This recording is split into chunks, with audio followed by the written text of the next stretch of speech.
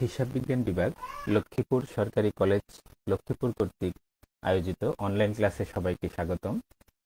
আজকের online class পরিচালনায় আছি আমি পিটুল দাস, প্রভাষক হিসাব বিজ্ঞান বিভাগ লক্ষ্মীপুর সরকারি কলেজ লক্ষ্মীপুর। প্রিয় শিক্ষার্থীরা, আজকে আমি প্রিন্সিপালস অফ মার্কেটিং থেকে আলোচনা করব। প্রিয় শিক্ষার্থীরা, বাজারজাতকরণ নীতিমালা বিষয় থেকে আজকে আমি যে অধ্যায়টি আলোচনা করব সেটি হচ্ছে বাজারজাতকরণ পরিবেশ বিশ্লেষণ। প্রিয় শিক্ষার্থীরা, বাজারজাতকরণ পরিবেশ বিশ্লেষণ অধ্যায় থেকে আজকের এই সেশনের মাধ্যমে তোমরা যে সকল প্রশ্নের উত্তর জানতে পারবে বা শিখতে পারবে সেগুলো নিম্নরূপ।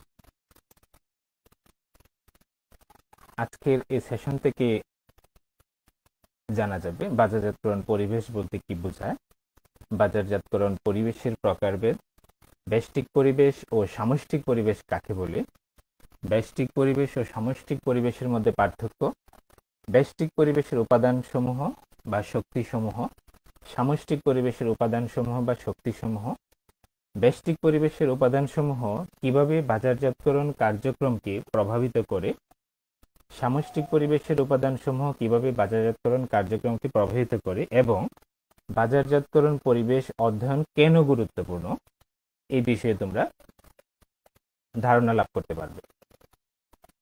প্রিয় শিক্ষার্থীরা, আজকের আলোচনায় আমি প্রথম যাচ্ছি বাজারজাতকরণ পরিবেশ বলতে কি বোঝায়। প্রিয় শিক্ষার্থীরা, বাজারজাতকরণ পরিবেশ বা মার্কেটিং এনভায়রনমেন্ট বিষয়টি কি তা সম্পর্কে আমরা এখন আলোচনা করব। এখানে দুটি শব্দ, একটি হচ্ছে বাজারজাতকরণ, আরেকটি হচ্ছে পরিবেশ। তো বাজারজাতকরণ, যার ইংরেজি রূপ হচ্ছে মার্কেটিং,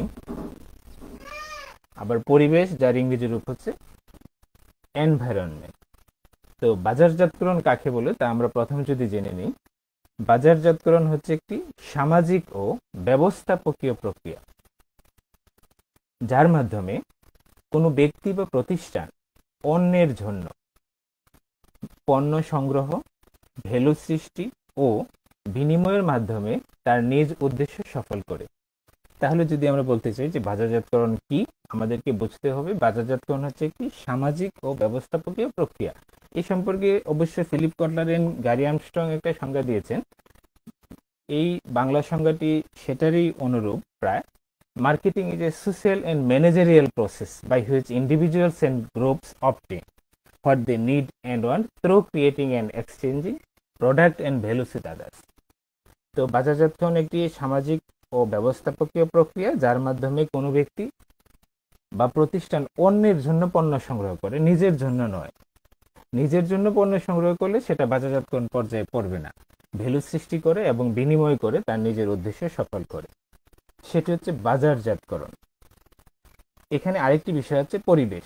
এটার সাথে আমরা সবাই পরিচিত, এনভায়রনমেন্ট বিষয়টা সম্পর্কে। তো আমরা জানি environment means everything around us. পরিবেশ হচ্ছে আমাদের চারপাশের ভৌত অবস্থা, জলবায়ু ও প্রভাব বিস্তারকারী অন্যান্য জীব ও জৈব উপাদান। প্রিয় শিক্ষার্থীরা, এখন আমরা যদি এই দুটি বিষয় থেকে একসাথে বলতে চাই যে বাজারজাতকরণ পরিবেশ কাকে বলে, তাহলে আমরা বলতে পারবো বাজারজাতকরণ কার্যক্রমকে সম্পাদন করতে গিয়ে একজন বাজারজাতকরণকারী যে সকল উপাদানের মুখোমুখি হন বা সম্মুখীন হন, ওই সকল উপাদানকে নিয়ে বাজারজাতকরণ পরিবেশ গঠিত। প্রিয় শিক্ষার্থীরা, এখন আমরা যদি বলি এই যে বাজারজাতকরণ পরিবেশ, যেটি আমাদের মূল আলোচ্য বিষয়, এই পরিবেশের প্রকারভেদে আমরা যাব। তো বাজারজাতকরণ পরিবেশকে প্রধানত দুই ভাগে ভাগ করা হয়ে থাকে। তো বাজারজাতকরণ পরিবেশের একটি হচ্ছে ব্যষ্টিক পরিবেশ, যেটাকে বলা হয় মাইক্রো এনভায়রনমেন্ট, আরেকটি হচ্ছে সামষ্টিক পরিবেশ বা ম্যাক্রো এনভায়রনমেন্ট। প্রিয় শিক্ষার্থীরা, এই ব্যষ্টিক পরিবেশ বা মাইক্রো এনভায়রনমেন্ট এটার কিছু বৈশিষ্ট্য আছে। এই যে মাইক্রো এনভায়রনমেন্ট বা ব্যষ্টিক পরিবেশ, এই পরিবেশটা আংশিক নিয়ন্ত্রণযোগ্য। তার মানে কোম্পানি বা কোম্পানির বাজারজাতকরণকারী এই ব্যষ্টিক পরিবেশের উপাদানসমূহকে আংশিকভাবে নিয়ন্ত্রণ করতে পারে, এজন্য এটাকে বলা হয়েছে আংশিক নিয়ন্ত্রণযোগ্য। আর এই ব্যষ্টিক পরিবেশের উপাদানগুলা বাজারজাতকরণ কার্যক্রমকে প্রত্যক্ষভাবে প্রভাবিত করে। এখানে এই হিন্টসটা শুধু বোঝার জন্য আমি লিখে রাখলাম। সামষ্টিক পরিবেশ সেটি ঠিক ব্যষ্টিক পরিবেশের বিপরীত।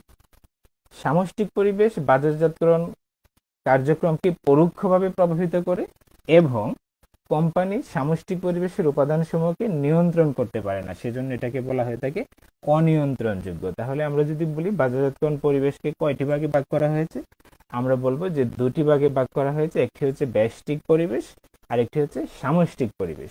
এর বাইরে যদি কোনো ধারণা দিতে চাই আমরা বলতে পারবো ব্যষ্টিক পরিবেশটি আংশিক নিয়ন্ত্রণযোগ্য এবং বাজারজাতকরণ কার্যক্রমকে প্রত্যক্ষভাবে প্রভাবিত করে, অন্যদিকে সামষ্টিক পরিবেশ অনিয়ন্ত্রণযোগ্য বা বাজারজাতকরণ কার্যক্রমকে পরোক্ষভাবে প্রভাবিত করে।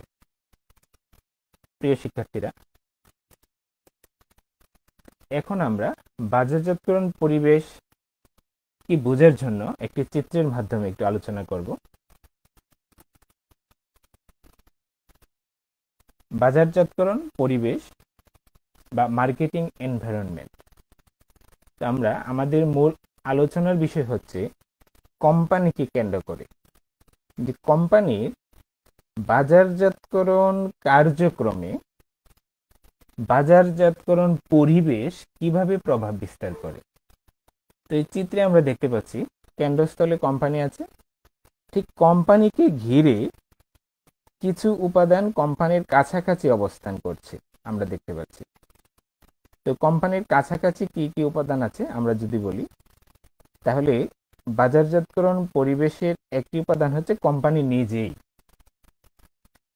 আছে। এখানে সাপ্লায়ার্স বা সরবরাহকারী আছে, কাস্টমার্স বা ক্রেতা আছে, ইন্টারমিডিয়ারিস বা মধ্যস্থ কারবারি যারা আছে, কম্পিটিটরস প্রতিযোগী আছে, পাবলিক বা জনগোষ্ঠী। এই চিত্রে আমরা দেখতে পাচ্ছি কোম্পানির বাজারজাতকরণ কার্যক্রমের মাধ্যমে, অর্থাৎ কোম্পানিকে ঘিরে তার কাছাকাছি কিছু বাজারজাতকরণ উপাদান বা শক্তি অবস্থান করছে। এর মধ্যে যদি আমরা বাংলায় বলি কোম্পানি, সরবরাহকারী, ক্রেতা, মধ্যস্থ কারবারি, প্রতিযোগী এবং জনগোষ্ঠী। এই উপাদানগুলা কোম্পানির কাছাকাছি অবস্থান করছে, তাই এই উপাদানগুলা কোম্পানির কার্যক্রমকে প্রত্যক্ষভাবে প্রভাবিত করে। এজন্য এগুলাকে বলা হয়েছে ব্যষ্টিক পরিবেশ বা মাইক্রো এনভায়রনমেন্ট। তাহলে যদি মাইক্রো এনভায়রনমেন্ট সম্পর্কে আমরা বলতে চাই, তাহলে আমরা বলতে পারবো যে ব্যষ্টিক পরিবেশ হচ্ছে ওই সকল পক্ষ বা শক্তি বা উপাদান যা কোম্পানির খুব কাছাকাছি অবস্থান করে এবং কোম্পানির বাজারজাতকরণ কার্যক্রমকে প্রত্যক্ষভাবে প্রভাবিত করে। তো এই মাইক্রো এনভায়রনমেন্টের যে এলিমেন্টস গুলো আছে, এর পাশাপাশি ঠিক আরেকটু বাহ্যিক পাশ বা একটু দূরবর্তী অবস্থানে আমরা আরো কিছু এলিমেন্টস দেখতে পাচ্ছি। এই যে দূরবর্তী অবস্থানে যে এলিমেন্টস গুলো আছে এগুলাকে বলে ম্যাক্রো এনভায়রনমেন্ট বা সামষ্টিক পরিবেশ। এই সামষ্টিক পরিবেশের মধ্যে কি কি উপাদান বা পরিবেশ আছে, এর মধ্যে আছে প্রাকৃতিক পরিবেশ বা প্রাকৃতিক উপাদান, আছে প্রযুক্তিগত পরিবেশ বা উপাদান, আছে পলিটিক্যাল বা রাজনৈতিক পরিবেশ, আছে কালচারাল বা সাংস্কৃতিক পরিবেশ, আছে জনসংখ্যাগত পরিবেশ, আছে অর্থনৈতিক পরিবেশ। তাহলে এখানে যে আমরা এলিমেন্টস গুলা দেখতে পাচ্ছি বা উপাদানগুলা দেখতে পাচ্ছি পরিবেশের, এগুলা কিন্তু কোম্পানি থেকে কিছুটা দূরে অবস্থান করছে এই চিত্র অনুযায়ী। এই উপাদানগুলাকে কোম্পানি সরাসরি নিয়ন্ত্রণ করতে পারে না, এই উপাদানগুলোকে কোম্পানি নিয়ন্ত্রণ করতে পারে না। আর এই উপাদানগুলো আবার কোম্পানির কার্যক্রমকে প্রত্যক্ষভাবে নয় পরোক্ষভাবে প্রভাবিত করে। তাহলে এই উপাদানগুলো হচ্ছে সামষ্টিক পরিবেশ বা ম্যাক্রো এনভায়রনমেন্ট। তাহলে আবার যদি এই চিত্রটি বিশ্লেষণ করতে চাই, এই পুরো চ্যাপ্টার সম্পর্কে যদি তুমি ধারণা নিতে চাও, তাহলে এই একটি চিত্রই যথেষ্ট যে তুমি এই বাজারজাতকরণ পরিবেশটি বোঝার জন্য। তাহলে বাজারজাতকরণ পরিবেশ যে দুই ভাগে বিভক্ত, একটি হচ্ছে ব্যষ্টিক পরিবেশ, একটি হচ্ছে সামষ্টিক পরিবেশ। ব্যষ্টিক পরিবেশের উপাদানগুলো কোম্পানির কাছাকাছি অবস্থান করে এবং কোম্পানির কার্যক্রমকে প্রত্যক্ষভাবে প্রভাবিত করে। আবার এই ব্যষ্টিক পরিবেশের উপাদানগুলো কোম্পানি কিছুটা নিয়ন্ত্রণ করতে পারে।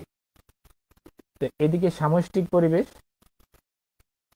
এই সামষ্টিক পরিবেশের উপাদানগুলা বা সামষ্টিক পরিবেশ কোম্পানির কার্যক্রমকে পরোক্ষভাবে প্রভাব বিস্তার করে এবং কোম্পানি বা বাজারজাতকারী এই সামষ্টিক পরিবেশের উপাদানগুলোকে নিয়ন্ত্রণ করতে পারে না, এজন্য এগুলাকে বলা হয়ে থাকে অনিয়ন্ত্রিত। এবার আমরা বাজারজাতকরণ পরিবেশ সম্পর্কে যে ধারণা পেলাম, এই ধারণা থেকে আমরা বাজারজাতকরণ পরিবেশের সংজ্ঞায় যাব। সংজ্ঞায় যাওয়ার পূর্বে আমি বাজারজাতকরণ পরিবেশের আরেকটু ভিন্ন একটি চিত্র দেখাতে চাই তোমাদের, তাহলে তোমাদের আরেকটি বিষয়ে ধারণা হবে। দেখো, এখানে মার্কেটিং এনভায়রনমেন্টকে যে দুটি ভাগে ভাগ করা হয়েছে, প্রথমত মাইক্রো এনভায়রনমেন্ট, ম্যাক্রো এনভায়রনমেন্ট। এই মাইক্রো এনভায়রনমেন্ট হচ্ছে ব্যষ্টিক পরিবেশ আর ম্যাক্রো এনভায়রনমেন্ট হচ্ছে সামষ্টিক পরিবেশ। তো এই ম্যাক্রো এনভায়রনমেন্টটা আবার পার্শিয়ালি কন্ট্রোলেবল, আংশিক নিয়ন্ত্রণযোগ্য। আমরা বলতে পারবো না বাজারজাতকরণ কার্যক্রম বা বাজারজাতকরণকারী ম্যাক্রো এনভায়রনমেন্টকে কমপ্লিটলি কন্ট্রোল করতে পারে, কারণ কমপ্লিটলি কন্ট্রোল করতে পারে না, পার্শিয়ালি কন্ট্রোলেবল, আংশিক নিয়ন্ত্রণ করতে পারে। আর ম্যাক্রো এনভায়রনমেন্ট নিয়ন্ত্রণযোগ্য নয় বা অনিয়ন্ত্রণযোগ্য। তো মাইক্রো এনভায়রনমেন্টকে এখানে আবার দুটি ভাগে ভাগ করা হয়েছে। একটি হলো ইন্টারনাল এনভায়রনমেন্ট। আমরা আগের চিত্রে দেখে এসেছি মাইক্রো এনভায়রনমেন্টের একটি এলিমেন্ট কিন্তু কোম্পানি নিজেই, আর কোম্পানি নিজেই যেহেতু একটি এলিমেন্ট, তাহলে এটা হচ্ছে কোম্পানির ইন্টারনাল এনভায়রনমেন্ট। এখানে আছে ইন্টারনাল এনভায়রনমেন্ট হচ্ছে দি কোম্পানি ইটসেলফ, মানে কোম্পানি নিজেই ইন্টারনাল এনভায়রনমেন্ট। এর মধ্যে থাকতে পারে কোম্পানির মেম্বার্স, মেকআপ, ম্যানেজমেন্ট, মানি, এটসেট্রা। তাছাড়া আছে সাপ্লায়ার্স, ইন্টারমিডিয়ারিজ, কাস্টমার্স, কম্পিটিটরস। এই সবগুলা উপাদান নিয়ে, এই দুটি উপাদান নিয়েই কিন্তু মাইক্রো এনভায়রনমেন্টটা গঠিত। আর ম্যাক্রো এনভায়রনমেন্ট এটা এক্সটার্নাল এনভায়রনমেন্ট। এখানে আগের চিত্রে ছিল political environment, economic environment, demographic environment, technological environment, natural environment, global and social environment. প্রিয় শিক্ষার্থীরা, এবার আমরা এই দুটি চিত্র থেকে এবং যে বাজারজাতকরণ পরিবেশের প্রাথমিক ধারণা থেকে নিয়ে আমরা একটি সংজ্ঞা ধার করাবো। এরকম, বাজারজাতকরণ পরিবেশ হলো কতিপয় নিয়ন্ত্রণযোগ্য ও অনিয়ন্ত্রণযোগ্য। আমরা জানি বাজারজাতকরণ পরিবেশের দুটি পার্টি আছে, কন্ট্রোলেবল, আনকন্ট্রোলেবল। তো বাজারজাতকরণ পরিবেশ হলো কতিপয় নিয়ন্ত্রণযোগ্য ও অনিয়ন্ত্রণযোগ্য পক্ষ, শক্তি ও পারিপার্শ্বিক উপাদানের সমষ্টি, যা বাজারজাতকরণ কার্যক্রমকে প্রত্যক্ষ ও পরোক্ষভাবে প্রভাবিত করে। তাহলে এই সংজ্ঞাটার মধ্যে কিন্তু বাজারজাতকরণ পরিবেশের প্রায় পুরো চিত্রটা ফুটে উঠেছে। দেখো, এখানে কি কি বিষয় লেখা আছে, যে বাজারজাতকরণ পরিবেশের কিছু উপাদান নিয়ন্ত্রণযোগ্য, কিছু উপাদান অনিয়ন্ত্রণযোগ্য, আর বাজারজাতকরণ পরিবেশ এর এই উপাদানগুলা বাজারজাতকরণ কার্যক্রমকে প্রত্যক্ষভাবে প্রভাবিত করে এবং পরোক্ষভাবে প্রভাবিত করে।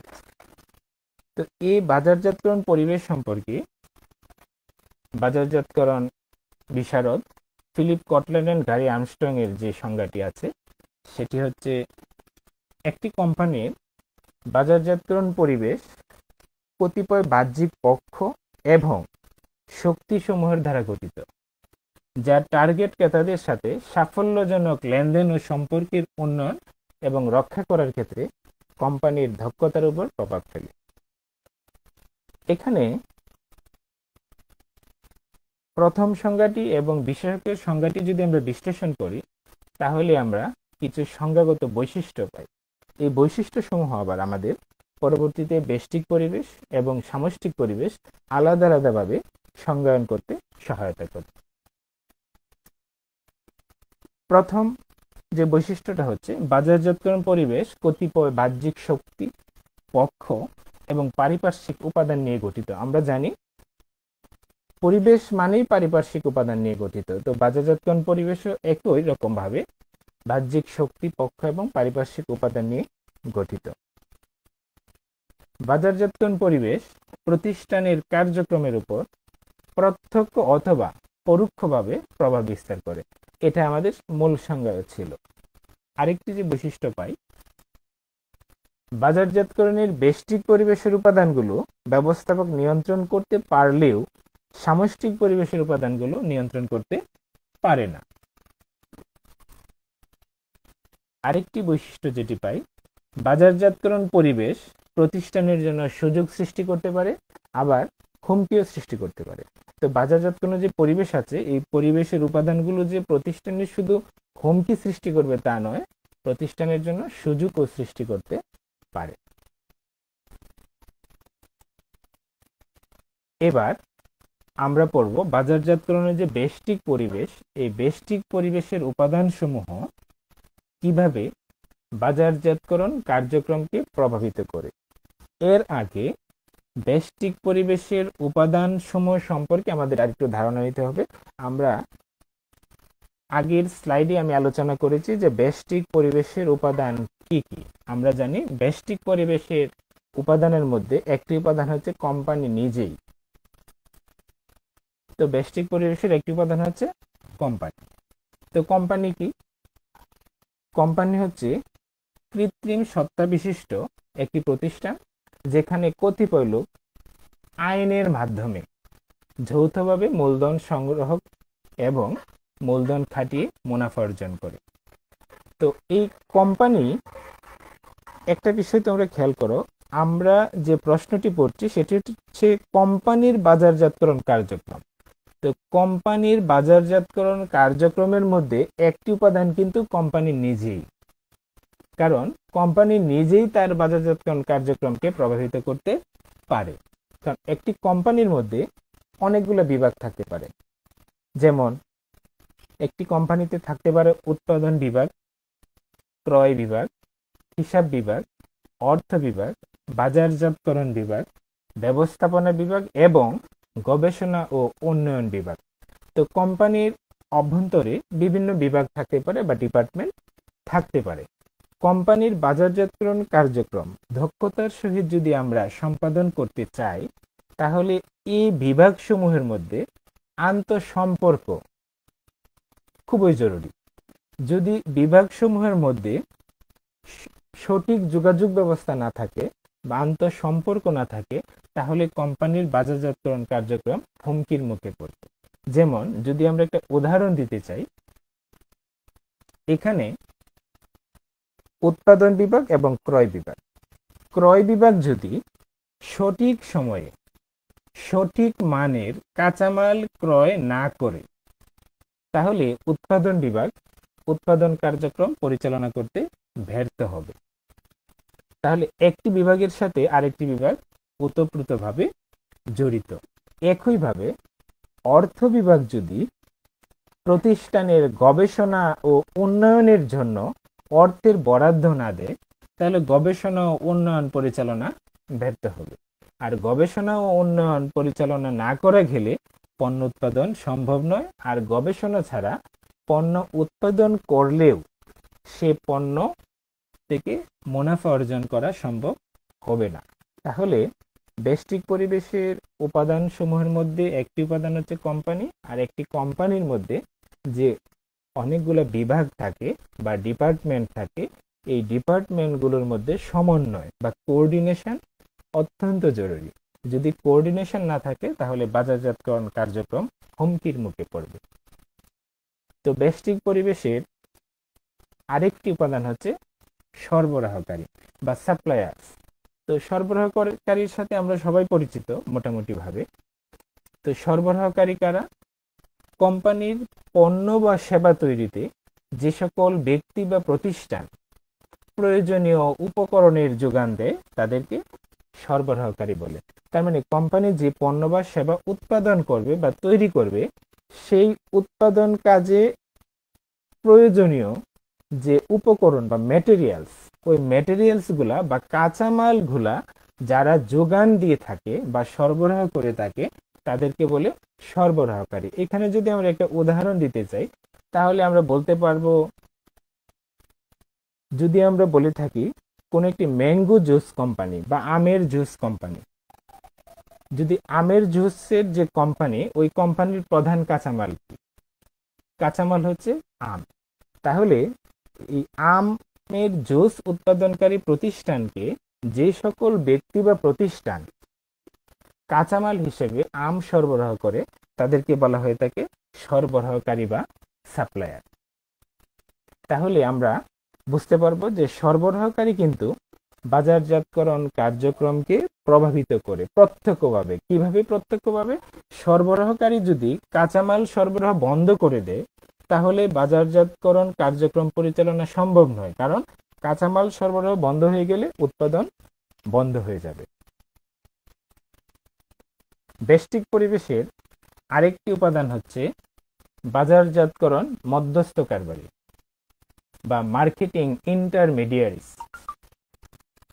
তো বাজারজাতকরণ মধ্যস্থ কারবারি কারা? সাধারণত মধ্যস্থ কারবারি ছাড়াও পণ্য উৎপাদন এবং ভোগ সম্ভব হতে পারে। যেমন আমরা যদি সরাসরি উৎপাদকের কাছ থেকে পণ্য কিনে ভোগ করি তাহলে সেখানে মধ্যস্থ কারবারির কোনো প্রয়োজন হয়নি। কিন্তু বাস্তবে দেখা যায় যে প্রত্যেকটি পণ্য উৎপাদন, বন্টন এবং ভোগ পর্যায়ে দেখা যায় মধ্যস্থ কারবারি নিয়োজিত। যেমন এখানে আমরা যেটা দেখতে পাচ্ছি, এখানে প্রডিউসার আছে, উৎপাদনকারী।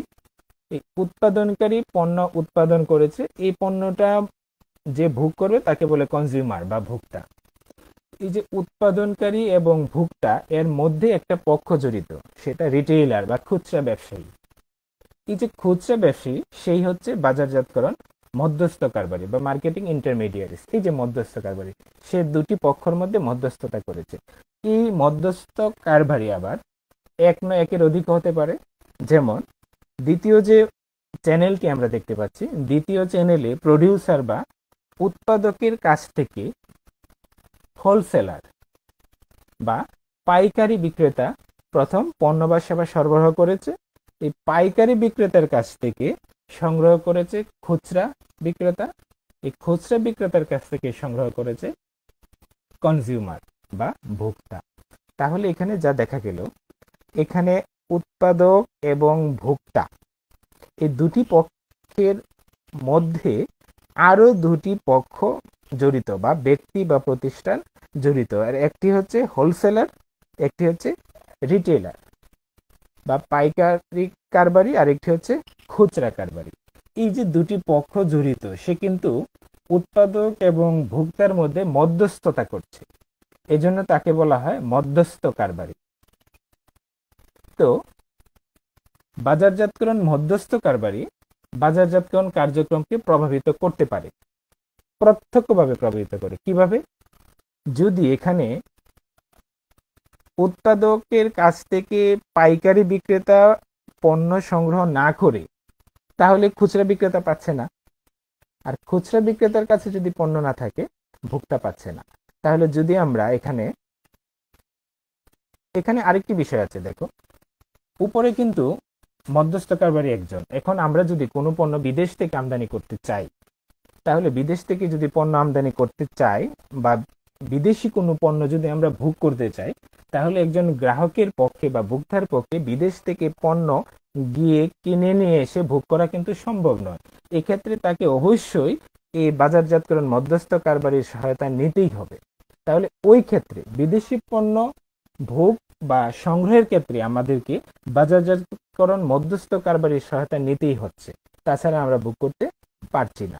তাই বাজারজাতকরণ মধ্যস্থ কারবারি বাজারজাতকরণ কার্যক্রমকে অবশ্যই প্রভাবিত করে এবং সেটা প্রত্যক্ষভাবে প্রভাবিত করে। তো আমরা এখানে তিনটি উপাদান আলোচনা করেছি। বাজারজাতকরণের ব্যষ্টিক পরিবেশের আরেকটি উপাদান হচ্ছে ক্রেতা। এই ক্রেতা হচ্ছে সবচেয়ে গুরুত্বপূর্ণ উপাদান। এর কারণ হচ্ছে আমরা বাজার গবেষণা এবং উন্নয়নের মাধ্যমে পণ্য উৎপাদন করলাম, কিন্তু সে উৎপাদিত পণ্য যদি ক্রেতা ক্রয় না করে তাহলে সকল উৎপাদন প্রক্রিয়া ব্যর্থ হবে এবং পরিকল্পনা, গবেষণা, উন্নয়ন সকল কিছু ব্যর্থ হবে। এই জন্য মার্কেটিং এ বলা হয় কাস্টমার ইজ দি কিং, ক্রেতাই রাজা। তো ক্রেতাকে সবচেয়ে বেশি গুরুত্বপূর্ণ দিতে হবে, মনে করতে হবে, বা ক্রেতাকে সবচেয়ে বেশি গুরুত্ব দিতে হবে যে ক্রেতা কি ধরনের পণ্য চায়। এখানে আমাদের এই যে বাজারজাতকরণের ব্যষ্টিক পরিবেশের একটি উপাদান যে ক্রেতা, এই ক্রেতার সন্তুষ্টির জন্য বা ক্রেতাকে ধরে রাখার জন্য আমাদের তিনটি প্রধান কাজ করতে হয়। একটি হচ্ছে আইডেন্টিফাই কাস্টমার, বা ক্রেতাকে শনাক্ত করতে হবে যে কে আমাদের কোম্পানির পণ্য বা সেবা ক্রয় করবে। একটি কাজ হচ্ছে ক্রেতা শনাক্তকরণ, আরেকটি হচ্ছে স্যাটিসফাই কাস্টমার, ক্রেতা সন্তুষ্টি, আরেকটি হচ্ছে রিটেন কাস্টমার বা ক্রেতা ধরে রাখা। তাহলে একজন বাজারজাতকরণকারী কি কাজ করবে?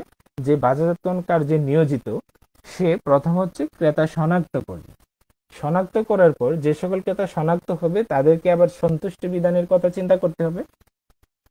তারপর যে সকল ক্রেতা বিদ্যমান আছে বা কোম্পানির পণ্য ইতিমধ্যে ক্রয় করছে তাদেরকে ধরে রাখার জন্য ব্যবস্থা গ্রহণ করতে হবে। তো এই ক্রেতার ধরন ভিন্ন হতে পারে। যেমন ভোক্তা বাজারের ক্রেতা হতে পারে যে সরাসরি ভোগের জন্য পণ্য ক্রয় করে, ব্যবসায় বাজার হতে পারে, পণ্য বিক্রেতার বাজার হতে পারে, সরকারি বাজার হতে পারে, এবং আন্তর্জাতিক বাজারের ক্রেতাও হতে পারে। তো বাজারজাতকরণ পরিবেশের আরেকটি উপাদান হচ্ছে প্রতিযোগী, কম্পিটিটরস। আমরা জানি বর্তমান প্রতিযোগিতামূলক বিশ্বে সবকিছুই প্রতিযোগিতার মুখোমুখি হচ্ছে, মানে পরিবর্তনশীল প্রত্যেক কিছু। তো প্রতিযোগী কাকে বলে যদি আমরা একটু ধারণা নিতে চাই, সমজাতীয় পণ্য বা সেবা বাজারজাতকরণকারী সকল প্রতিষ্ঠানকে একে অন্যের প্রতিযোগী বলা হয়। যারা সমজাতীয় পণ্য বা সেবা বাজারজাতকরণ কার্যে নিয়োজিত তার একে অন্যকে প্রতিযোগী বলা হয়ে থাকে। যেমন আমরা একটি উদাহরণ দিতে পারি এরকম, আমরা সফট ড্রিঙ্কস এর কথা যদি বলি তাহলে এখানে আমরা বলতে পারি যে পেপসি, এবং এখানে বলতে পারি আমরা যেটা আরসি কোলা এবং পেপসি। আবার এখানে উদাহরণ দিতে পারি আছে ইউরোকোলা। এখানে প্রত্যেকটা প্রতিষ্ঠানের বাজারজাতকরণ ধরন এবং পণ্যের মান কিন্তু আলাদা, আবার পণ্যগুলা কিন্তু সমজাতীয়, সবগুলোই সফট ড্রিঙ্কস। তো সবগুলাই সফট ড্রিঙ্কস। তো এই সফট ড্রিঙ্কস বাজারজাতকারী যে ভিন্ন ভিন্ন প্রতিষ্ঠান প্রত্যেককে একে অন্যের প্রতিযোগী বলা হয়। ব্যষ্টিক পরিবেশের আরেকটি গুরুত্বপূর্ণ উপাদান হচ্ছে জনগোষ্ঠী। এই জনগোষ্ঠী কাকে বলে এটি একটি ব্যাপার। আমরা কিছু আগের যে পয়েন্টটা পড়ে আসছি ক্রেতা, আর এখানে আরেকটি পয়েন্ট আসছে জনগোষ্ঠী বা পাবলিকস। তো এই দুটির মধ্যে আবার অনেকেই দুটোকে একীভূত করে ফেলে, মানে একই রকম ভাবে ব্যাখ্যা দেয় যে জনগোষ্ঠী কারা। জনগোষ্ঠী হচ্ছে সংগঠনের উদ্দেশ্য অর্জনের ক্ষেত্রে বা প্রতিষ্ঠান যে উদ্দেশ্যটা অর্জন করতে চায় এই উদ্দেশ্য অর্জনের ক্ষেত্রে প্রভাব বিস্তার করে এমন একটি বিশেষ অংশ যাদেরকে জনগোষ্ঠী বলা হয়। এই জনগোষ্ঠীর মধ্যে কি কি ধরনের জনগোষ্ঠী আছে? অর্থ সংস্থানকারী জনগোষ্ঠী। একটি প্রতিষ্ঠানে আমরা জানি অর্থায়ন অতীব জরুরি, অর্থায়ন ছাড়া প্রতিষ্ঠান পরিচালনা সম্ভব হয় না। তো অর্থ সংস্থানকারী জনগোষ্ঠীর মধ্যে আছে ব্যাংক, বীমা এবং বিভিন্ন বিনিয়োগ সংস্থা। এই ব্যাংক, বীমা, বিনিয়োগ সংস্থা তাদেরকে নিয়ে গড়ে উঠেছে অর্থ সংস্থানকারী জনগোষ্ঠী। তারাও কিন্তু বাজারজাতকরণ কার্যক্রমকে প্রভাবিত করে। যেমন ব্যাংক থেকে আমরা ঋণ গ্রহণ করে থাকি এবং লেনদেন সমূহ ব্যাংকের মাধ্যমে সম্পাদিত হয়ে থাকে। ব্যাংকে টাকা জমা দেওয়া এবং উত্তোলন এই কার্যক্রম সম্পাদন করা হয়, তাহলে ব্যাংক কিন্তু বাজারজাতকরণ কার্যক্রমকে প্রত্যক্ষভাবে প্রভাবিত করতে পারছে। গণমাধ্যম জনগোষ্ঠীর মধ্যে আছে রেডিও, টেলিভিশন ও সংবাদপত্র। তাছাড়া আছে সরকারি জনগোষ্ঠীও কিন্তু বাজারজাতকরণ কার্যক্রমকে প্রভাবিত করে। এর মধ্যে আমি একটি উদাহরণ নিয়েছি, BSTI, Bangladesh standard and testing institute. তো সে পণ্যের মান নির্ধারণ করে পণ্য ব্যবহারের অনুমতি প্রদান করে। তাছাড়া আছে নাগরিক কার্যক্রম জনগোষ্ঠী, যেমন আছে ক্যাব, স্থানীয় জনগোষ্ঠী, সাধারণ জনগোষ্ঠী ও অভ্যন্তরীণ জনগোষ্ঠী। তাহলে ব্যষ্টিক পরিবেশের উপাদানগুলোর মধ্যে আমরা প্রত্যেকটি উপাদানের নাম সহ কিভাবে প্রভাবিত করে এ নিয়ে আলোচনা করলাম। এবার সামষ্টিক পরিবেশের উপাদানসমূহ কিভাবে বাজারজাতকরণ কার্যক্রমকে প্রভাবিত করে, বা যদি বলি সামষ্টিক পরিবেশের উপাদানসমূহ আলোচনা করো, তাহলে আমরা যে বিষয়ের উপর জোর দিব, প্রথমে সামষ্টিক পরিবেশের উপাদানসমূহ আগে জানতে হবে। আমরা একটি উপাদান পড়েছিলাম, জনসংখ্যাগত পরিবেশ। জনসংখ্যাগত পরিবেশ বলতে জনসংখ্যার আয়তন, ঘনত্ব, অবস্থান, বয়স, লিঙ্গ, বর্ণ, জাতি ও অন্যান্য পরিসংখ্যান বিষয়ক উপাদানের সমষ্টি বোঝায়। এই যে জনসংখ্যাগত পরিবেশ, এই জনসংখ্যার যে আয়তন, এই আয়তন, ঘনত্ব এবং অবস্থান অনুযায়ী কিন্তু বাজারজাতকরণ কার্যক্রম ভিন্ন হয়ে থাকে। যেমন জনসংখ্যার বয়স কাঠামোর যদি আমরা পরিবর্তন বিবেচনা করি, তাহলে যে আমরা যদি বয়স অনুযায়ী জনসংখ্যাকে ভাগ করি, তাহলে কি দাঁড়ায়? একজন অল্প বয়স্ক, মধ্যবয়স্ক এবং বৃদ্ধ যারা বা বয়স্ক যারা। তো আমরা যেমন যদি একটি পণ্যের কথা চিন্তা করি, যে পটেটো চিপস, এই পটেটো চিপস সেটি কিন্তু অল্প বয়স্ক ছেলে মেয়েদের জন্য প্রযোজ্য। এই পটেটো চিপস আবার যা বয়স্ক যে জনগোষ্ঠী, তারা কিন্তু এটি ভুগে তেমন আগ্রহী নয়। তাহলে এই জনসংখ্যাগত কারণেও কিন্তু জনসংখ্যাগত পরিবেশের যে জনসংখ্যার বয়স কাঠামো, এই বয়স কাঠামো অনুযায়ীও কিন্তু পণ্যের ধরন এবং বাজারজাতকরণ সেটা ভিন্ন হতে পারে। আবার হতে পারে পারিবারিক যে জীবন কাঠামো, জনসংখ্যার পারিবারিক জীবন কাঠামোর ক্রমেই কিন্তু পরিবর্তন হচ্ছে। জনসংখ্যার পারিবারিক জীবন কাঠামোর পরিবর্তন হচ্ছে। যেমন আমরা আজ থেকে যদি 20 বছর পূর্বের কথা চিন্তা করি, তখন ছিল যৌথ পরিবার। তো যৌথ পরিবারে স্বাভাবিকভাবেই কোনো পণ্য বেশি পরিমাণে প্রয়োজন হতো। আর বর্তমানে কি হচ্ছে, যৌথ পরিবারগুলো ভেঙে সেটা নিউক্লিয়ার ফ্যামিলিস হয়ে যাচ্ছে বা একক পরিবারে রূপান্তরিত হচ্ছে। তাহলে বাজারজাতকরণ যে পলিসি, সেটাও কিন্তু এই পারিবারিক জীবন কাঠামোর পরিবর্তন অনুযায়ী পরিবর্তন করতে হচ্ছে। তাহলে এই যে জনসংখ্যাগত পরিবেশ, জনসংখ্যার যে বা জনগণের যে বয়স, বর্ণ, জাতি বা অবস্থান, এটা কিন্তু বাজারজাতকরণকারী বা কোম্পানি পরিবর্তন করতে পারে না। কারণ একটি দেশের জনসংখ্যার অধিকাংশ, কিছু কিছু দেশে আছে বেশিরভাগ বয়স্ক জনগোষ্ঠী, আবার বেশিরভাগ আছে যুবক। তো এই ক্ষেত্রে বাজারজাতকরণকারী বা কোম্পানি কিন্তু এই জনসংখ্যার যে ধরন, সেটাকে পরিবর্তন করতে পারে না, বা পারিবারিক জীবন কাঠামোর যে পরিবর্তন, সেটাকে পরিবর্তন করতে পারে না বা নিয়ন্ত্রণ করতে পারে না। সেটার মতো করে তাকে পলিসি গ্রহণ করতে হয়। তাহলে এই জনসংখ্যাগত পরিবেশ এজন্য বলা হয়ে থাকে এটা সামষ্টিক পরিবেশ, এবং এটা আনকন্ট্রোলেবল বা নিয়ন্ত্রণ অযোগ্য। সামষ্টিক পরিবেশের আরেকটি উপাদান হচ্ছে প্রযুক্তিগত পরিবেশ, টেকনোলজিক্যাল এনভায়রনমেন্ট যেটাকে বলে। প্রযুক্তিগত পরিবেশ বলতে ওই সকল উপাদানের সমষ্টিকে বোঝায় যেগুলোর প্রভাবে নতুন পণ্য ও নতুন বাজার সৃষ্টি হয়। তাহলে খুবই গুরুত্বপূর্ণ বিষয়। আমরা জানি সময়ের সাথে সাথে সবকিছু পরিবর্তন হচ্ছে, নতুন পুরাতন প্রযুক্তি কে রিপ্লেস করে দিচ্ছে নতুন আরেকটা প্রযুক্তি এসে। যেমন আমরা যদি শিক্ষা উপকরণ নিয়ে একটি উদাহরণ দিতে চাই, তাহলে তোমরা একটু খেয়াল করো। আজ থেকে ঠিক 20 বছর পূর্বে বা 25 বছর পূর্বের কথা যদি আমরা চিন্তা করি, তাহলে তখন কিন্তু শ্রেণীকক্ষগুলোতে পাঠদানের ক্ষেত্রে ব্ল্যাকবোর্ড ব্যবহার করা হতো এবং ব্ল্যাকবোর্ডে লেখার জন্য কিন্তু চক ব্যবহার করা হতো। কিন্তু ঠিক আমরা যদি এখন বর্তমান সময়টাতে আসি, অধিকাংশ প্রতিষ্ঠানে কিন্তু ব্ল্যাকবোর্ডের জায়গায় ব্যবহার হচ্ছে হোয়াইট বোর্ড, অর্থাৎ হোয়াইট বোর্ড ব্ল্যাকবোর্ডকে রিপ্লেস করে নিয়েছে।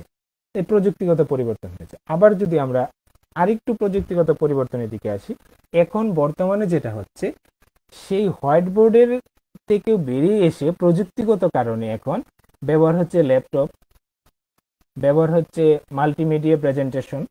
এই মাল্টিমিডিয়া প্রেজেন্টেশনের মাধ্যমে যেখানে কোনো বোর্ডেরই প্রয়োজন হচ্ছে না, কোনো চকের প্রয়োজন হচ্ছে না, কোনো কলমেরও প্রয়োজন হচ্ছে না। তাহলে প্রযুক্তিগত পরিবেশটাকে, এই যে প্রযুক্তিগত পরিবর্তন বা প্রযুক্তিগত পরিবেশ, এটাকে কিন্তু একটি কোম্পানি নিয়ন্ত্রণ করতে পারে না। তো কোম্পানি যেটা পারে সেটা হচ্ছে এই পরিবর্তিত পরিবেশের সাথে নিজেকে খাপ খাইয়ে নিয়ে নতুন পণ্য আবিষ্কার এবং নতুন পণ্যের বাজার সৃষ্টি করা। তাহলে প্রযুক্তিগত পরিবেশের কারণে পুরাতন যে পণ্য আছে বা যে পণ্য কোম্পানি বর্তমানে উৎপাদন করছে সেটা হয়তো ভবিষ্যতে আর বাজারে চলবে না, সেহেতু নতুন পণ্য উৎপাদন করতে হতে পারে, আবার পণ্যের নতুন বাজার সৃষ্টি হয়। সামষ্টিক পরিবেশের আরেকটি গুরুত্বপূর্ণ উপাদান হচ্ছে প্রাকৃতিক পরিবেশ। আমরা জানি প্রাকৃতিক পরিবেশের মধ্যে আছে আবহাওয়া, জলবায়ু, নদ নদী, খনিজ সম্পদ, বনজ সম্পদ প্রভৃতি উপাদানের সমন্বয়ে প্রাকৃতিক পরিবেশ গঠিত। তো প্রাকৃতিক যে পরিবেশ বা ন্যাচারাল এনভায়রনমেন্ট, এটাকে কিন্তু কোম্পানি কখনোই কন্ট্রোল করতে পারে না, তাহলে এটা একটা সামষ্টিক পরিবেশ। তো এখানে যদি আমরা বলি, এখানে এই যে খনিজ সম্পদ, তো আমরা একটু খেয়াল করে থাকবো, এই যে খনিজ সম্পদের উপর ভিত্তি করেই কিন্তু উৎপাদন প্রক্রিয়া চালানো হয়ে থাকে। যেমন বাংলাদেশে যে সকল খনিজ সম্পদ আছে তার মধ্যে আছে গ্যাস, তেল। তো গ্যাস আমরা যে সহজেই ব্যবহার করতে পারছি বা সহজপ্রাপ্য হয়েছে, তা আমাদের বিদ্যমান খনিজ সম্পদের কারণেই কিন্তু আমরা সহজেই ব্যবহার করতে পারছি। সামষ্টিক পরিবেশের আরেকটি উপাদান হচ্ছে অর্থনৈতিক পরিবেশ। অর্থনৈতিক পরিবেশটা সামষ্টিক পরিবেশের একটা খুবই গুরুত্বপূর্ণ উপাদান।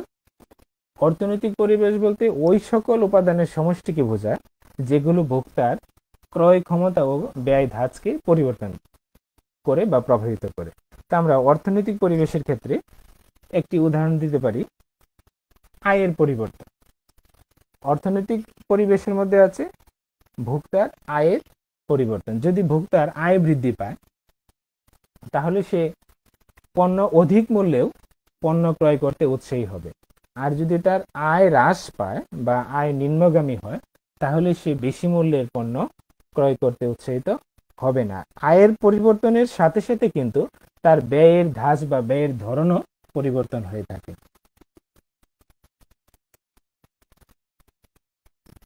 তো সামষ্টিক পরিবেশের আরেকটি উপাদান হচ্ছে রাজনৈতিক পরিবেশ। রাজনৈতিক পরিবেশ বলতে সরকারি নিয়ম নীতি বা আইন কানুনকে বোঝানো হয়ে থাকে। এই রাজনৈতিক পরিবেশ ও প্রতিষ্ঠানের বাজারজাতকরণ কার্যক্রমকে প্রভাবিত করে, সেটা পরোক্ষভাবে প্রভাবিত করে। আর রাজনৈতিক পরিবেশ কিন্তু একটি কোম্পানি পরিবর্তন করতে পারে না। এখানে রাজনৈতিক পরিবেশ বলতে তোমরা একটু ভালো করে খেয়াল রাখবা, রাজনৈতিক পরিবেশ বলতে বোঝানো হয়েছে সরকারের বিভিন্ন নিয়ম নীতি বা আইন কানুন। এখানে বলা হয়েছে যে প্রতিষ্ঠানসমূহ ওই সকল পণ্য উৎপাদন করতে পারবে, ওই সকল পণ্য উৎপাদন করতে পারবে না, বা ওই সকল পণ্য, কিছু নির্দিষ্ট পণ্য আছে যেগুলো বাজারজাতকরণ করা নিষিদ্ধ। তো এই যে সরকারি নিয়ম নীতি বা আইন কানুন, সেটাকে বলা হয়ে থাকে রাজনৈতিক পরিবেশ বা পলিটিক্যাল এনভায়রনমেন্ট। আচ্ছা, সাংস্কৃতিক পরিবেশ। সংস্কৃতি শব্দটার সাথে আমরা সবাই পরিচিত। কালচার, সংস্কৃতি বলতে সমাজে বসবাসরত মানুষের রীতিসিদ্ধ আচরণকে বোঝায়। যেমন আমাদের দেশের, বাংলাদেশের লোকজনের সংস্কৃতি এবং যদি আমরা বলি আমেরিকার সংস্কৃতি, দুটি কিন্তু এক নয়, ভিন্ন। কারণ আমরা যে সকল, যদি আমরা পোশাকের ক্ষেত্রে উদাহরণ দিতে চাই আমি, তাহলে বাংলাদেশের লোকজন যে ধরনের পোশাক ব্যবহার করে, ঠিক আমেরিকার লোকজন কিন্তু সেই ধরনের পোশাক ব্যবহার করে না। তো পরিবর্তিত পরিস্থিতির সাথে নিজেকে খাপ খাইয়ে নিয়ে বাজারজাতকরণকারীকে তার কার্যক্রম নির্ধারণ করতে হবে। এই হচ্ছে সামষ্টিক পরিবেশের উপাদান কিভাবে বাজারজাতকরণ কার্যক্রমকে প্রভাবিত করে। তো এবার আমরা যে বিষয়টি পড়ব সেটি হচ্ছে বাজারজাতকরণ পরিবেশ অধ্যয়নের গুরুত্ব। কেন আমরা বাজারজাতকরণ পরিবেশ অধ্যয়ন করব? এখানে আমি পয়েন্টগুলো আলোচনা করার চেষ্টা করেছি, শুধু পয়েন্টগুলো লিখেছি। কার্যকরী সিদ্ধান্ত গ্রহণ, পরিবর্তিত পরিস্থিতির সাথে নিজেকে খাপ খাওয়ার জন্য প্রতিনিয়ত সবকিছু পরিবর্তিত হচ্ছে, তার জন্য কার্যকরী সিদ্ধান্ত গ্রহণ জরুরি। আর যদি সিদ্ধান্তটি কার্যকরী হতে হয় তাহলে এই সিদ্ধান্তে যে সকল উপাদান প্রভাব বিস্তার করবে তা বিবেচনায় এনে সিদ্ধান্ত গ্রহণ করতে হবে। বাজারজাতকরণ কার্যক্রম পরিচালনা, সুযোগ ও হুমকি বিশ্লেষণ। তো এই যে বাজারজাতকরণ পরিবেশ, আমরা জানি বাজারজাতকরণ পরিবেশের কিছু উপাদান প্রতিষ্ঠানের জন্য সুযোগও বয়ে আনতে পারে, আবার কিছু কিছু উপাদান হুমকিও কারণ হতে দাঁড়াতে পারে। কাজেই কোন কোন উপাদানগুলা সুযোগ সৃষ্টি করবে এবং হুমকি কারণ হয়ে দাঁড়াবে সেগুলা বিশ্লেষণ করেই সিদ্ধান্ত গ্রহণ করতে হবে। সঠিক কৌশল গ্রহণ, সুসম্পর্ক বজায় রাখা। সুসম্পর্ক বজায় রাখা কাদের মধ্যে? কোম্পানির অভ্যন্তরে বিভিন্ন বিভাগের মধ্যে এবং কোম্পানি এবং ক্রেতার মধ্যে, কোম্পানি এবং ভোক্তার মধ্যে এবং বিভিন্ন বাজারজাতকরণ মধ্যস্থ কারবারি যারা আছে তাদের মধ্যে সুসম্পর্ক যদি বজায় রাখতে চাই তাহলে আমাদেরকে বাজারজাতকরণ পরিবেশ অধ্যয়ন করতে হবে। সুষ্ঠু বন্টন ব্যবস্থা, সুষ্ঠু বন্টন ব্যবস্থা ইতিমধ্যে আলোচনায় চলে আসছে। সুষ্ঠু বন্টন ব্যবস্থার জন্য দরকার বাজারজাতকরণ মধ্যস্থ কারবারিদের প্রয়োগ বা ব্যবহার। প্রতিযোগী মোকাবেলা, আমরা যদি প্রতিযোগিতা মোকাবেলা করতে চাই তাহলে প্রতিযোগীদের পণ্যের ধরন জানতে হবে, পণ্যের মান সম্পর্কে জানতে হবে, মূল্য সম্পর্কে জানতে হবে। যদি প্রতিযোগী পণ্যের মূল্য হ্রাস করে তাহলে তার সাথে সাথে ওই নির্দিষ্ট কোম্পানির উচিত পণ্য মূল্য হ্রাস করা, অথবা ওই মূল্যের পণ্যটাতে কোনো বিশেষ বৈশিষ্ট্য যোগ করা, যাতে প্রতিযোগীর পণ্যের চেয়ে ওই মূল্যে বিশেষ কোনো বৈশিষ্ট্যের কারণে নির্দিষ্ট কোম্পানির পণ্যটা কিনতে ক্রেতা আগ্রহী হয়। পণ্যের মান নির্ধারণ, ভোক্তার সন্তুষ্টি অর্জন এবং সমস্যা পূর্বানুমান। তো সমস্যা যদি আমরা পূর্বানুমান করতে চাই তাহলে অবশ্যই বাজারজাতকরণের ব্যষ্টিক পরিবেশ এবং সামষ্টিক পরিবেশ অধ্যয়ন করতে হবে। পরবর্তী যে প্রশ্নটি নিয়ে আলোচনা করছি সেটা হচ্ছে ব্যষ্টিক পরিবেশ ও সামষ্টিক পরিবেশের মধ্যে পার্থক্য আলোচনা করো। এই দুটি পরিবেশের মধ্যে কি কি পার্থক্য আছে? যদি আমরা পার্থক্য বলি তাহলে প্রথম হচ্ছে সংজ্ঞাগত পার্থক্য হতে পারে। যদি আমরা ব্যষ্টিক পরিবেশের সংজ্ঞা দিই, যে বাজারজাতকরণ যে পরিবেশের উপাদানসমূহ বা শক্তি বা পক্ষসমূহ কোম্পানির বাজারজাতকরণ কার্যক্রমকে প্রত্যক্ষভাবে প্রভাবিত করে তাকে বলে ব্যষ্টিক পরিবেশ। আর সামষ্টিক পরিবেশের ক্ষেত্রে বলবো বাজারজাতকরণ কার্যক্রমকে পরোক্ষভাবে প্রভাবিত করে এবং বাজারজাতকারী যে উপাদানসমূহকে নিয়ন্ত্রণ করতে পারে না তাকে বলে সামষ্টিক পরিবেশ। আরেকটি হচ্ছে উপাদান। আমরা পার্থক্যের মধ্যে দিব ব্যষ্টিক পরিবেশের উপাদানগুলো কি কি? আমরা জানি কোম্পানি আছে, সরবরাহকারী আছে, বাজারজাতকরণ মধ্যস্থ কারবারি আছে, প্রতিযোগী আছে, জনগোষ্ঠী। আর যদি সামষ্টিক পরিবেশের উপাদান বলি, জনসংখ্যাগত পরিবেশ আছে, প্রাকৃতিক পরিবেশ আছে, সাংস্কৃতিক পরিবেশ আছে, অর্থনৈতিক পরিবেশ আছে, প্রযুক্তিগত পরিবেশ আছে। যদি আওতা বলি, আমরা জানি ব্যষ্টিক পরিবেশের আওতা সীমিত আর সামষ্টিক পরিবেশের আওতা বৃহৎ। তো প্রভাব আমরা লিখব ব্যষ্টিক পরিবেশের যে উপাদানসমূহ সেগুলা বাজারজাতকরণ কার্যক্রমকে প্রত্যক্ষভাবে প্রভাবিত করে, আর সামষ্টিক পরিবেশের উপাদানসমূহ বাজারজাতকরণ কার্যক্রমকে পরোক্ষভাবে প্রভাবিত করে। যদি আমরা নিয়ন্ত্রণ নিয়ে কথা বলি, আমরা জানি ব্যষ্টিক পরিবেশের উপাদান সমূহকে কোম্পানি কিছুটা হলেও নিয়ন্ত্রণ করতে পারে, আর সামষ্টিক পরিবেশের উপাদানগুলো নিয়ন্ত্রণ অযোগ্য বা কোম্পানি নিয়ন্ত্রণ করতে পারে না। পূর্বানুমান, আমরা যদি বলি পূর্বানুমানের ক্ষেত্রে ব্যষ্টিক পরিবেশের যে উপাদানগুলো এগুলা কিন্তু কোম্পানির পূর্বানুমান করতে পারে, উপাদানগুলো কিরূপ প্রভাব বিস্তার করবে তা আগে থেকেই ধারণা করা যায়। যেমন ব্যষ্টিক পরিবেশের একটি উপাদান হচ্ছে ক্রেতা, ক্রেতা কি ধরনের পণ্য কিনবে তা আগে থেকে ধারণা করা যায়, এজন্য এটা পূর্বানুমান করা যায়। আর সামষ্টিক পরিবেশের উপাদানগুলোর সঠিক পূর্বানুমান করা যায় না। যদি বলি আমরা অবস্থান, তো ব্যষ্টিক পরিবেশের উপাদানগুলোর অবস্থান কোথায়? কোম্পানির খুব কাছাকাছি অবস্থান করে ব্যষ্টিক পরিবেশ, আর সামষ্টিক পরিবেশ এর অবস্থান একটু বাহ্যিক সম্পর্ক। তো যদি আমরা সম্পর্কের কথা বলি, তাহলে এই ব্যষ্টিক পরিবেশের উপাদানগুলো আছে এগুলোর সাথে পারস্পরিক সম্পর্ক বজায় রাখতে হবে, কারণ এখানে আছে ক্রেতা এবং আছে মধ্যস্থকারী, আছে প্রতিযোগী। এই এই পক্ষসমূহের সাথে বাজারজাতকারী খুব সহজেই সম্পর্ক বজায় রাখতে পারে। সুযোগ এবং হুমকি, এই ব্যষ্টিক পরিবেশের উপাদানসমূহ কোম্পানির জন্য সুযোগ আনতে পারে, আবার হুমকিও বয়ে আনতে পারে, কিন্তু সামষ্টিক পরিবেশের উপাদানসমূহ কোম্পানির জন্য অধিক হুমকির কারণ হতে দাঁড়াতে পারে। কাজেই সামষ্টিক পরিবেশের সাথে সামঞ্জস্য রেখে বাজারজাতকরণ কার্যক্রম নির্ধারণ করতে হবে। তো এখানে দুটি পরিবেশের দুটি চিত্র আমি দেখাচ্ছি। দেখো, এখানে তোমরা এতক্ষণ যে বাজারজাতকরণ পরিবেশের আলোচনা শুনেছো, এখান থেকে যদি আমি প্রশ্ন করি এই দুটি চিত্রের মধ্যে কোনটি ব্যষ্টিক পরিবেশ আর কোনটি সামষ্টিক পরিবেশ?